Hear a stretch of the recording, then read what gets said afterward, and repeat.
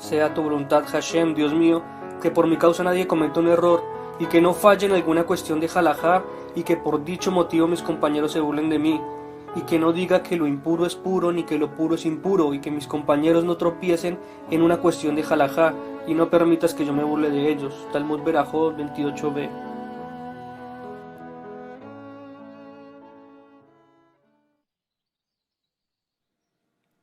Shalom Javrim, estamos desde la Yeshiva Tefila Emet, quienes habla Liad Cohen Ben Shahar, también de la Yeshiva. Vamos a iniciar con un libro nuevo. Este libro se llama Rezar como judío. Es una guía para el libro de oraciones y el culto en la sinagoga. Fue escrito por el Rabbi Hayek Halevi. Fue traducido al inglés por Oscar Sapolinsky y editado por Eliyahu Birnbaum.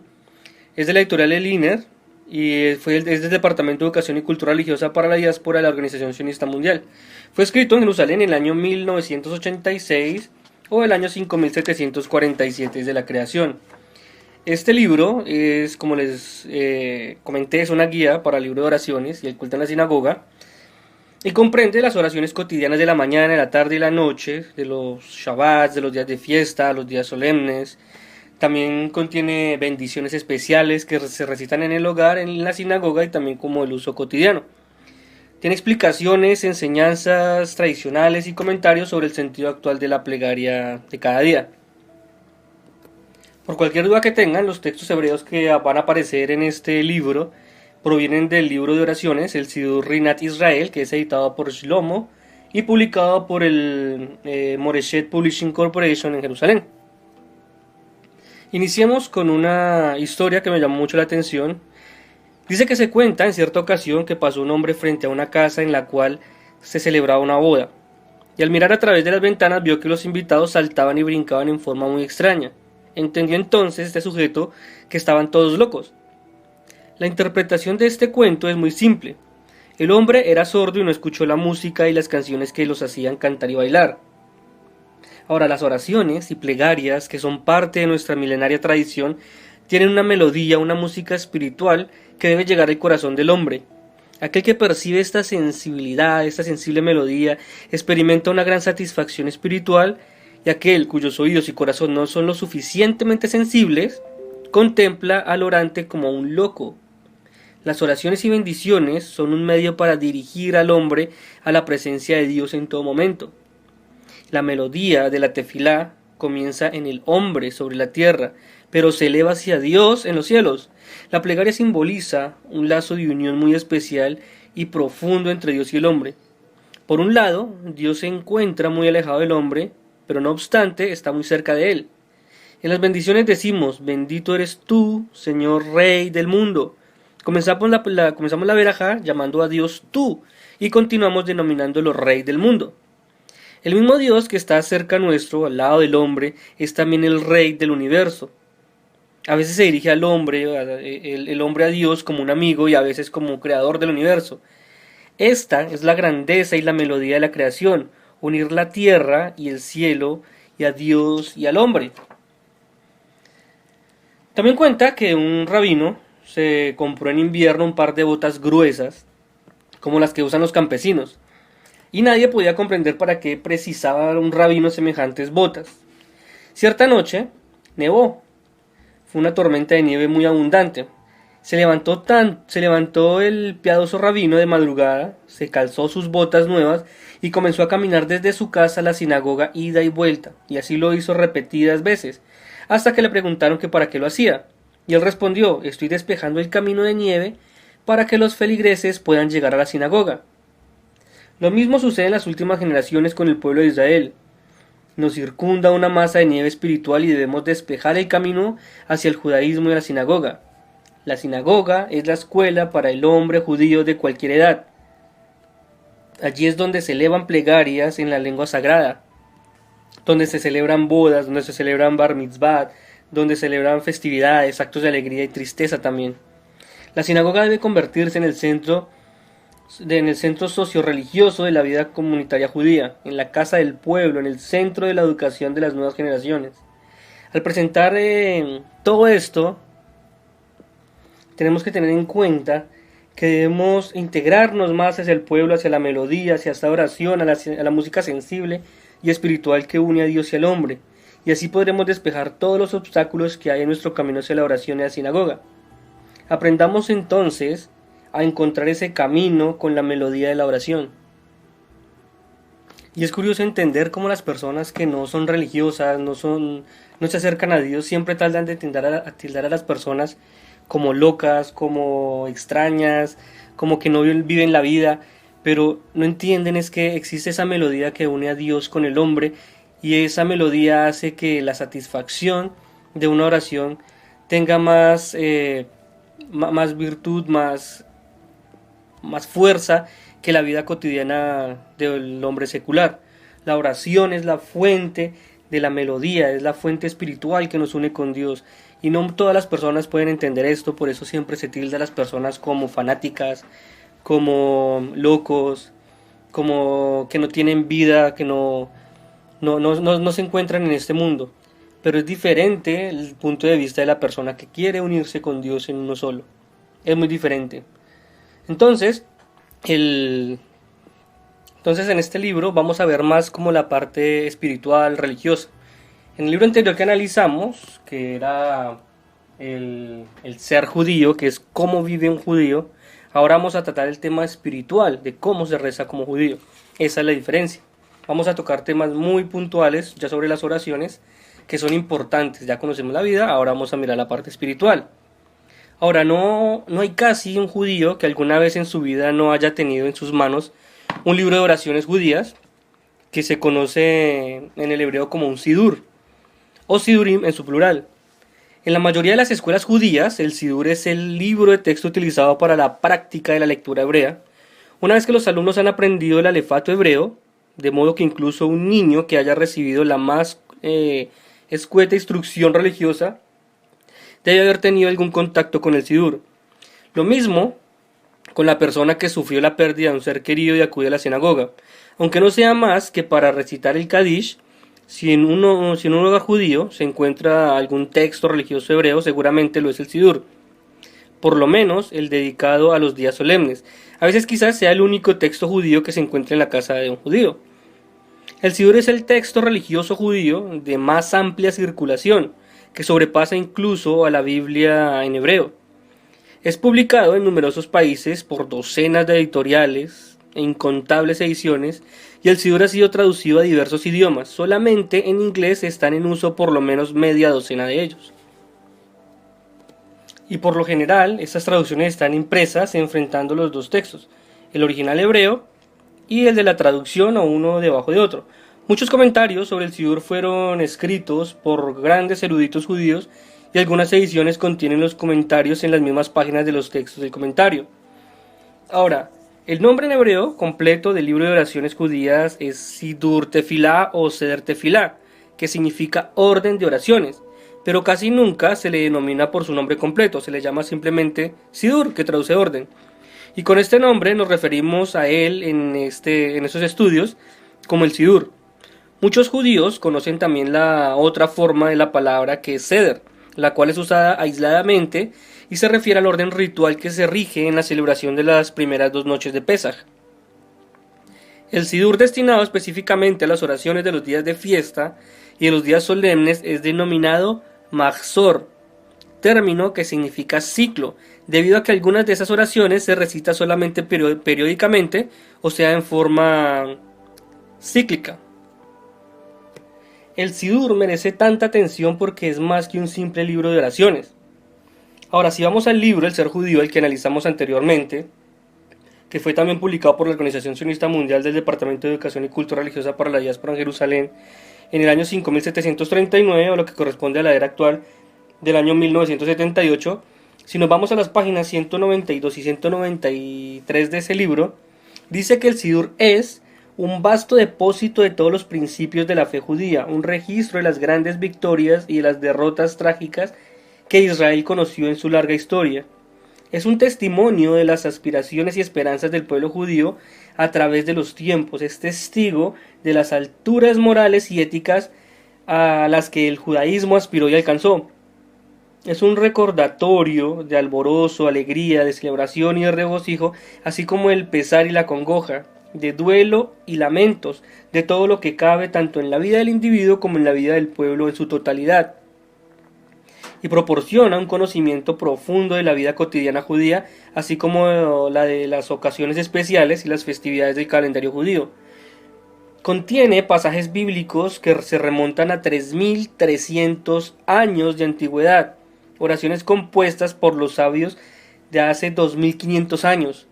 La mayoría de las oraciones están santificadas por sus orígenes bíblicos y talmúdicos, pero también se pueden encontrar selecciones de rezos y pasajes que fueron escritos más tarde.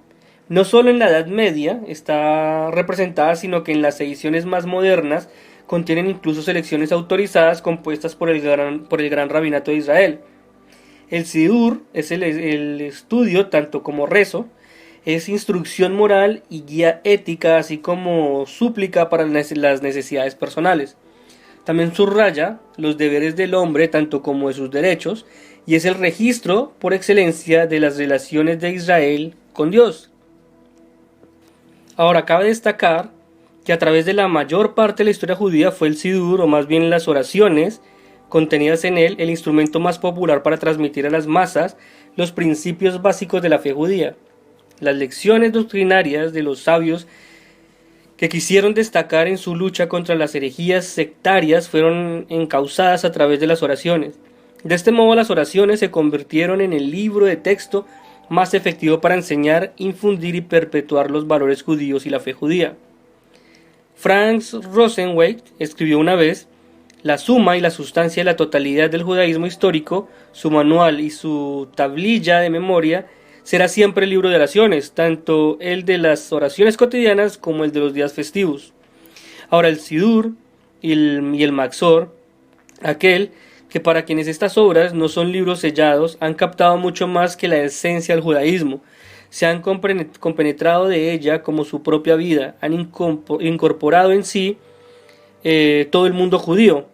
Y resulta por tanto irónico que en nuestros días el Sidur, a pesar de su extenso uso, sea tal vez el menos comprendido, el menos estudiado y el menos apreciado de todos los textos religiosos judíos. Son relativamente pocos los que están en condiciones de captar su belleza y de ser inspirados por su contenido. Quienes no están familiarizados con el Sidur lo contemplan como una selva de palabras en la cual se sienten perdidos, vagando por páginas y más páginas de intercambiables pasajes que parecen repetitivos. Y si esto no bastara para confundir a los que carecen de la guía que proporciona la educación judía, por cierto que puede llegar a molestarles y hacerles sentirse muy incómodos en la sinagoga. Y seguramente hay numerosos judíos que se mantienen alejados de la sinagoga solo porque se sienten tan perdidos cuando llegan a ella, sin saber qué hacer con el libro que tienen en sus manos ni cómo seguir el ritual del servicio sinagogal. Muchos que aterrizan, que querrían rezar, simplemente no saben cómo hacerlo. En estos casos, la falta de conocimiento puede llegar a fomentar una ostentación de indiferencia o un alarde de la incredulidad.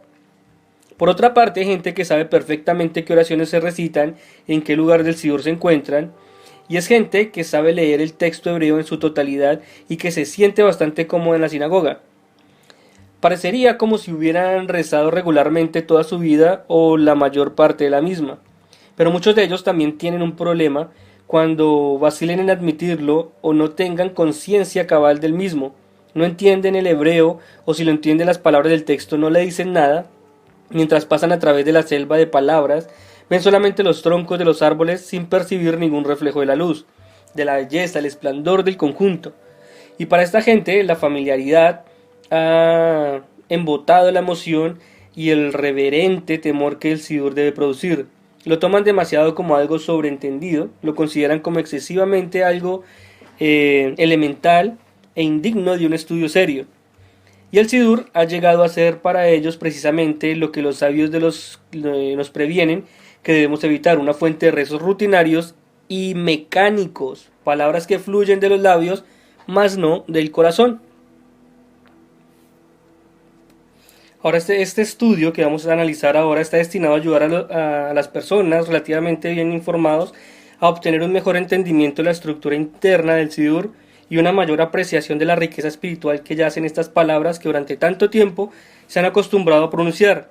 Al mismo tiempo se ha tratado de tener en cuenta que la gente, que quienes el ritual de las oraciones es algo confuso o muy poco conocido, muchas de estas secciones que vamos a tocar les van a ser de gran ayuda a lo largo de todo el estudio.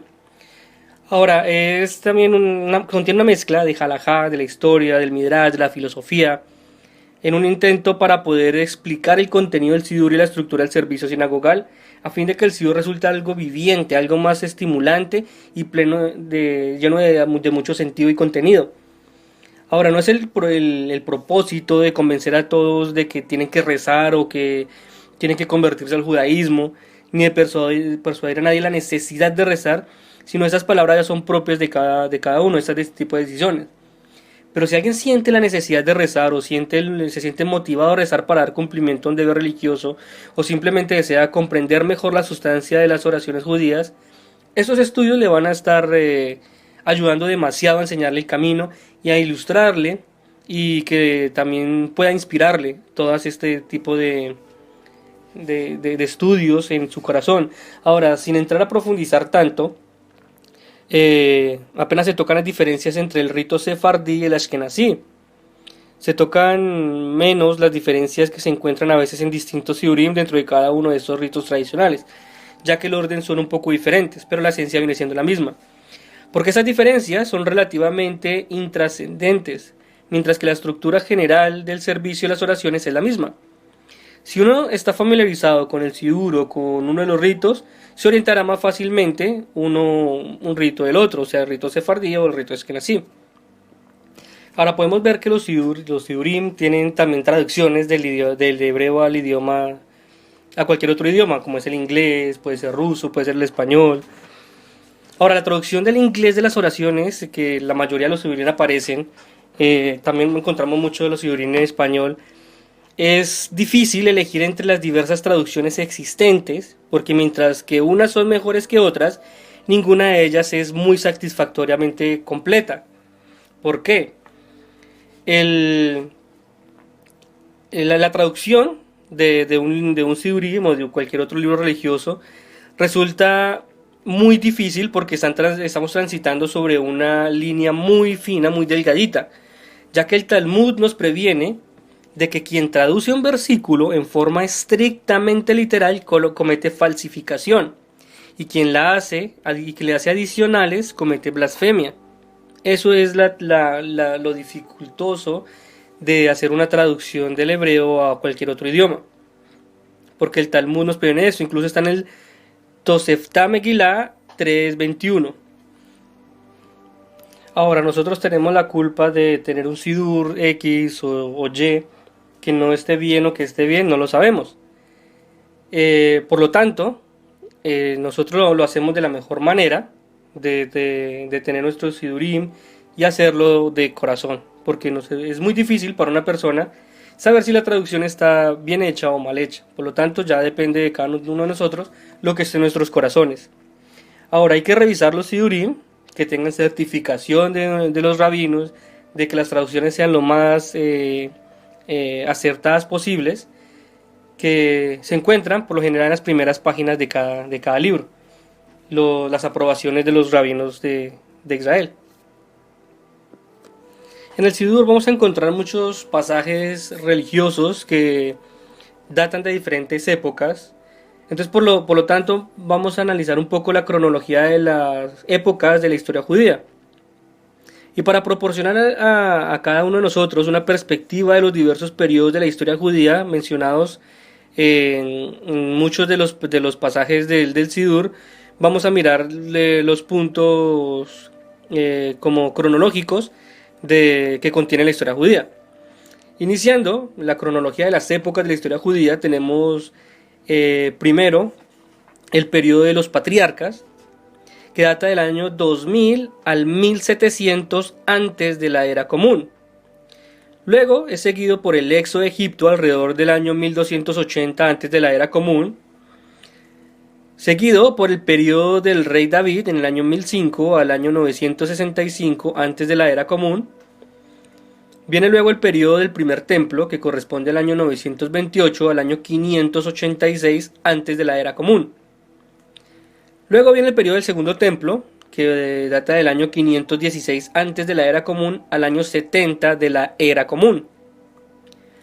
Vienen luego los periodos de la Mishnah, que son los periodos de los Tanaítas, que vienen desde los comienzos del primer siglo de la era común hasta alrededor del año 220 de la era común.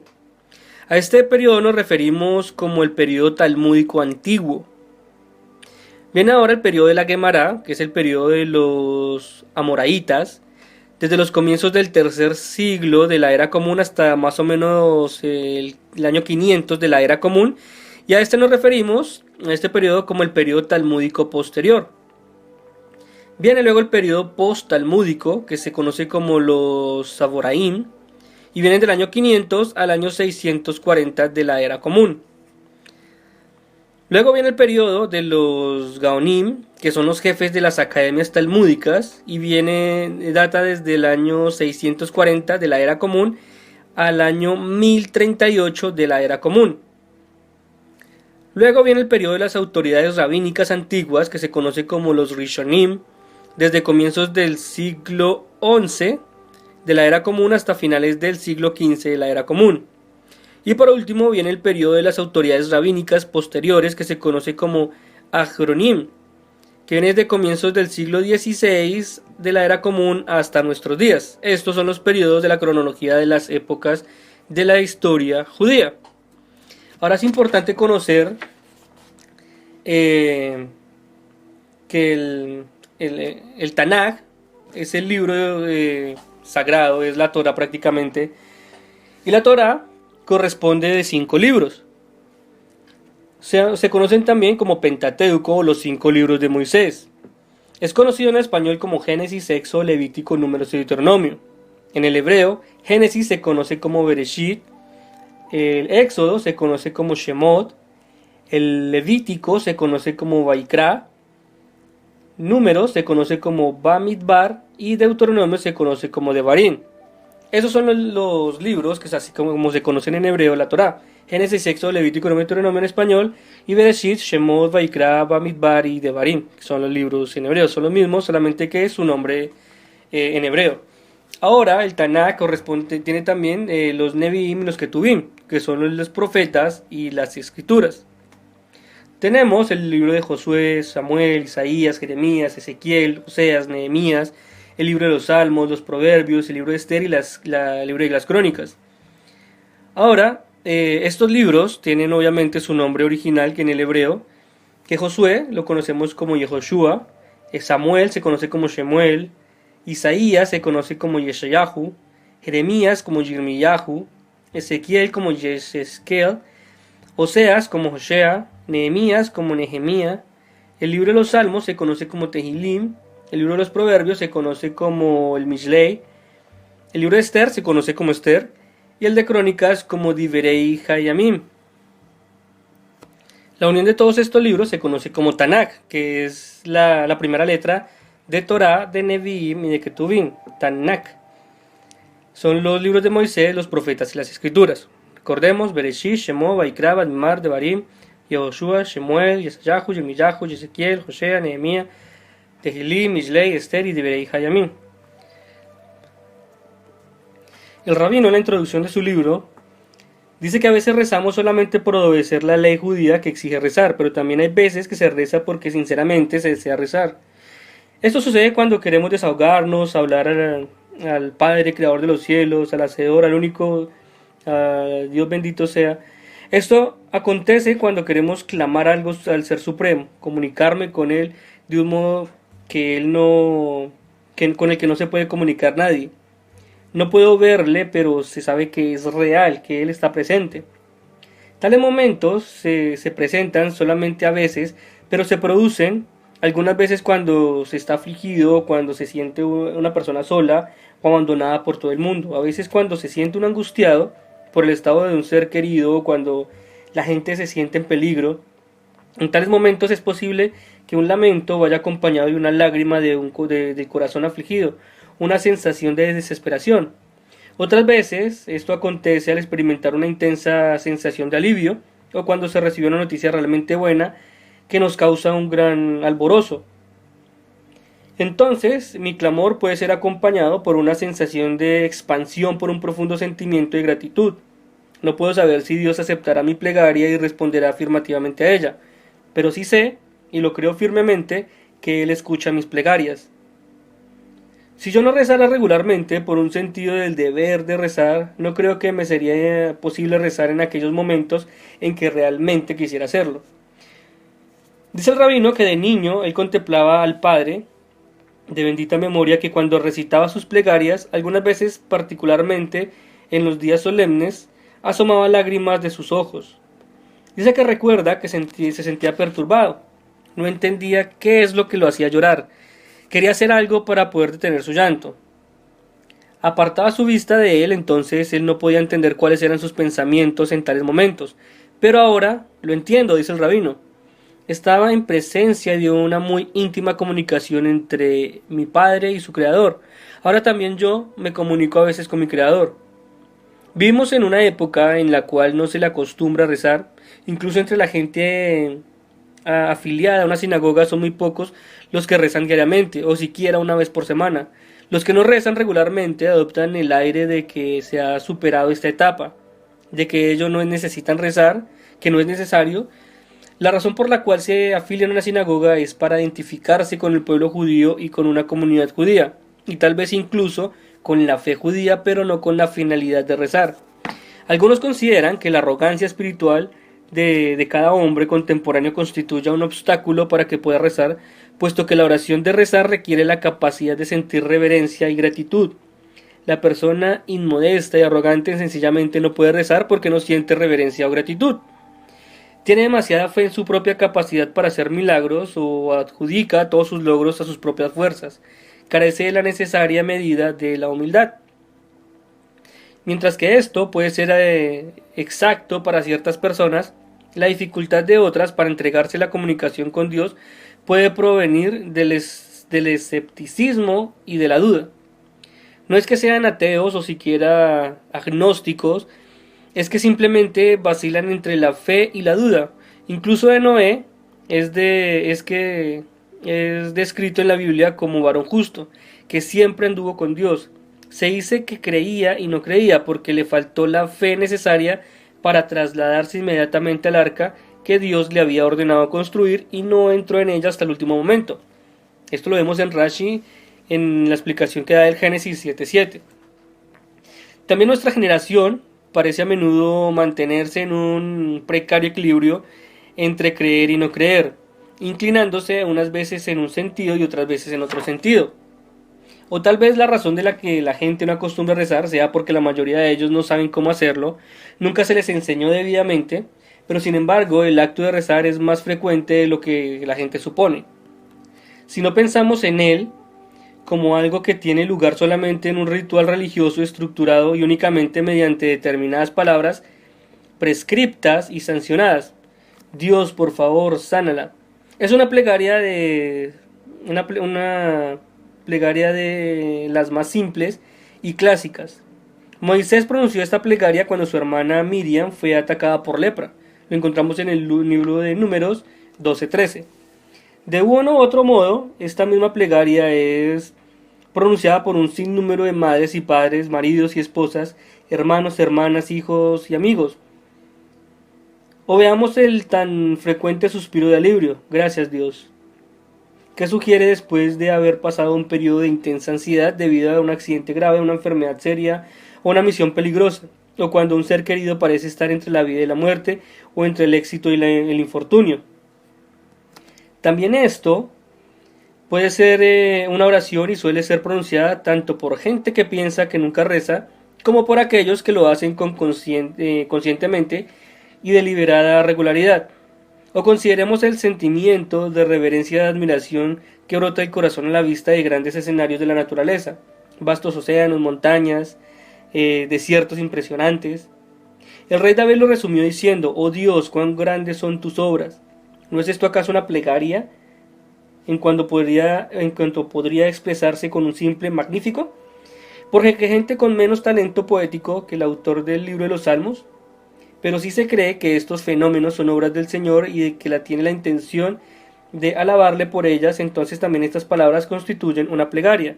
O consideremos la persona que tiene remordimientos de conciencia y por alguna iniquidad o en lo más íntimo de sus pensamientos dice: cuán apenado estoy por ello. También esto es una plegaria, especialmente si se acompaña con palabras perdóname. Estos ejemplos son universales y se refieren también a los 4 tipos de plegarias contenidos en el Sidur.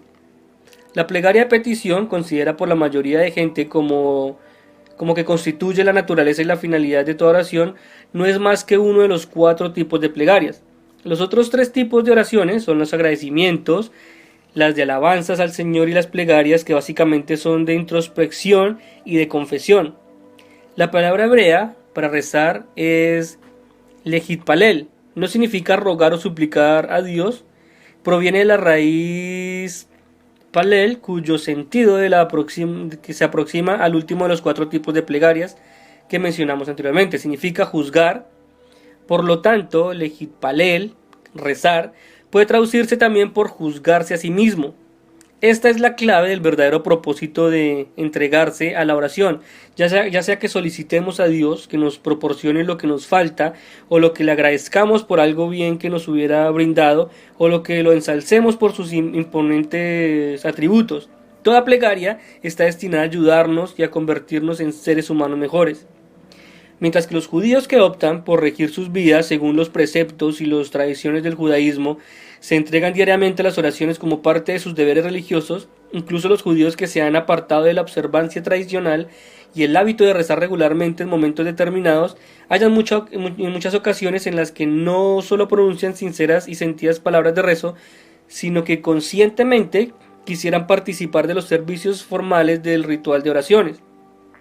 Aun cuando la plegaria espontánea puede a veces aflorar fácilmente a los labios, por lo general esto plantea un gran desafío para quien no está acostumbrado a rezar, lo que le resulta fácil hacerlo. Surgen las plegarias y las preguntas, como ¿qué diré? ¿Cómo lo diré? Y es bastante aceptable en el judaísmo solicitar a una persona religiosa o santa que rece por uno, suponiendo que sus plegarias adicionales puedan tener más peso. Esto lo encontramos en el libro de Berajot 34b. Pero por lo general, el rece por mi rabino significa más bien una solicitud de que el rabino sustituya sus propias oraciones y plegarias por la de otra persona, más que contemplarlas. En un análisis ya final, creemos que toda persona tiene los mismos derechos y las mismas obligaciones de dirigirse a Dios y de hacerlo directamente, y puede resultar mucho más significativo que hacerlo por medio de intercesores, como rece por mi rabino. Los sabios del pueblo de Israel entendieron que este problema y llegaron a la conclusión de que son pocos los que poseen la capacidad de expresar sus sentimientos y pensamientos más profundos.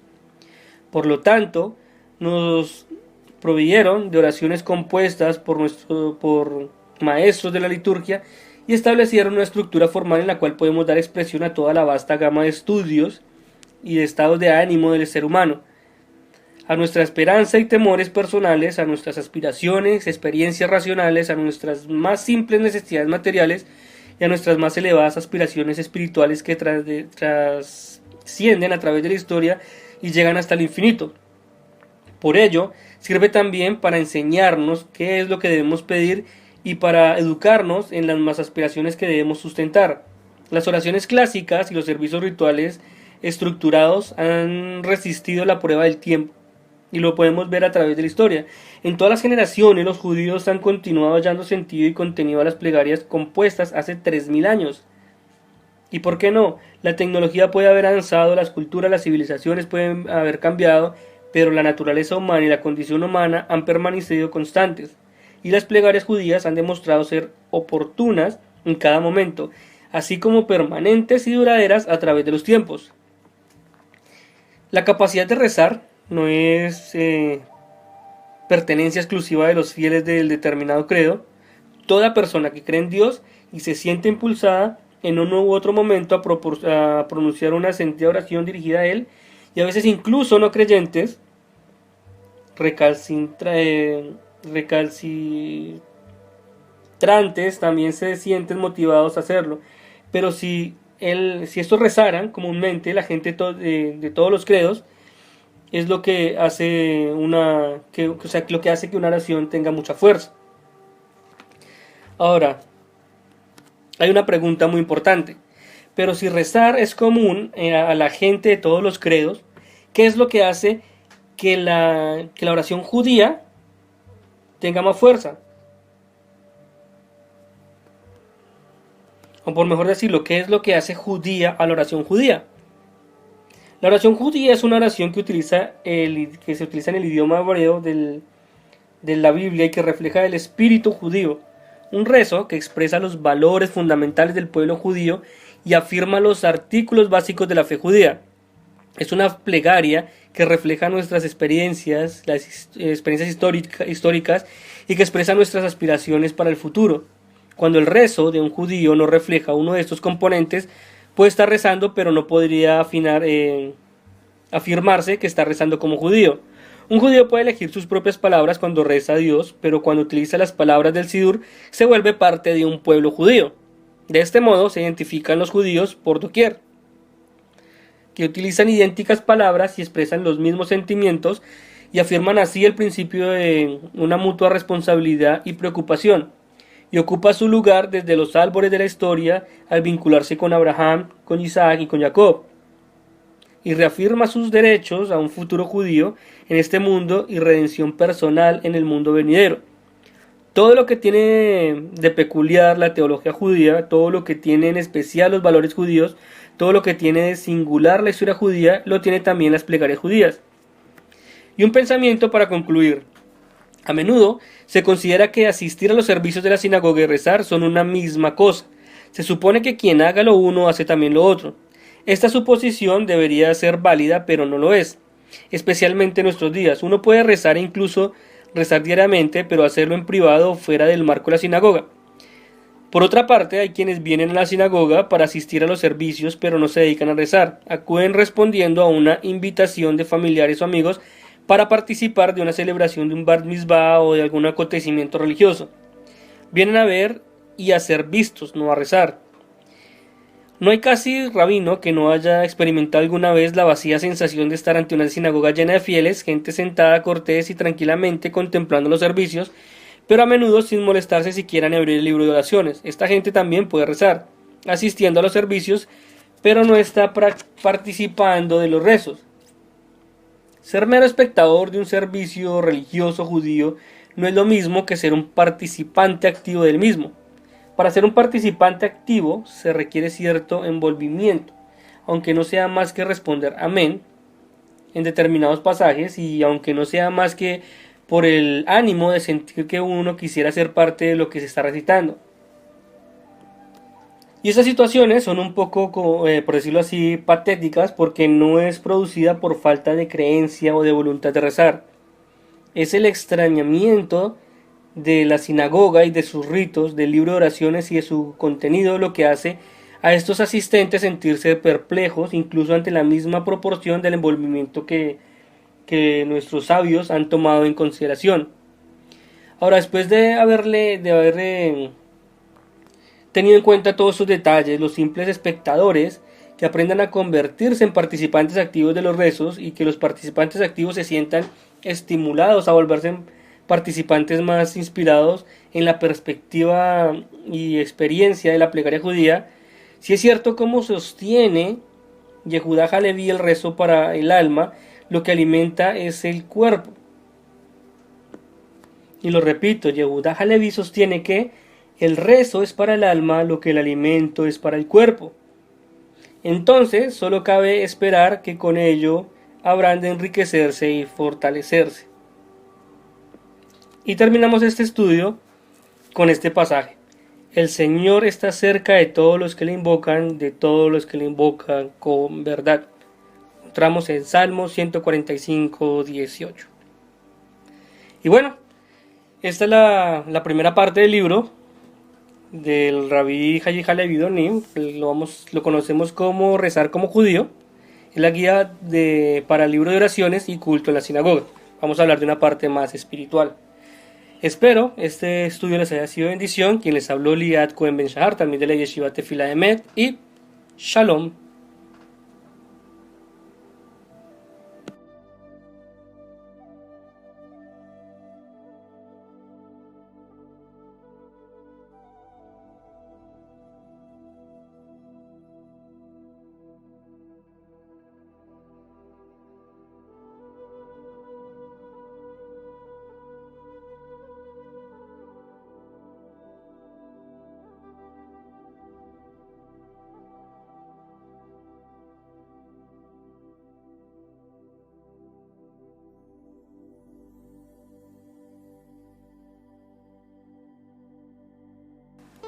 Si estás interesado en aprender hebreo bíblico con nosotros, lo puedes hacer a través de YouTube, en nuestro canal alterno Café Ivrit Ulpan, cortesía de la plataforma virtual de la Yeshiva Tefilá de Meter Español. Si tienes alguna duda o comentario, nos puedes dejar tu mensaje en la casilla de comentarios del canal y con gusto lo resolveremos.